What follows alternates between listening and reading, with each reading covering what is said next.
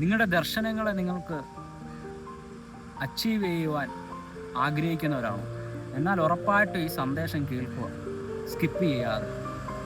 നിങ്ങൾ ചെയ്യേണ്ട ഒരു കാര്യമാണ് നിങ്ങളുടെ സ്വപ്നങ്ങളെ, ദർശനങ്ങളെയൊക്കെ മറ്റുള്ളവരോട് ഷെയർ ചെയ്യാതിരിക്കുക.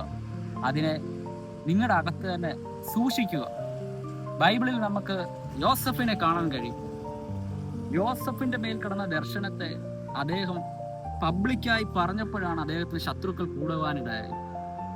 ആ സ്വപ്നത്തെ തന്റെ പിതാവിനോട് പറഞ്ഞപ്പോൾ പിതാവ് ചെയ്തത് അതിനെ സൂക്ഷിച്ചു, മനസ്സിൽ സംഗ്രഹിച്ചു എന്ന് പറയാനിടയായി.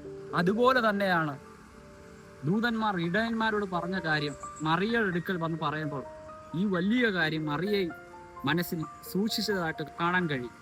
അതുപോലെ തന്നെയാണ് നിങ്ങളുടെ ദർശനങ്ങളെ, നിങ്ങളുടെ സ്വപ്നങ്ങളെ, ഇതിനെയൊക്കെ മനസ്സിൽ സൂക്ഷിക്കുക. മറ്റുള്ളവരോട് പറയുന്നത് നിർത്തി അതിനെ വിജയത്തിലേക്ക് വരുമ്പോൾ മാത്രം മറ്റുള്ളവരോട് ഷെയർ ചെയ്യിക്കുക.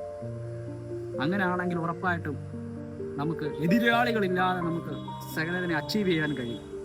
ഈ വചനങ്ങളെ ദൈവം ഏവരെ അനുഗ്രഹിക്കട്ടെ. ആമേൻ.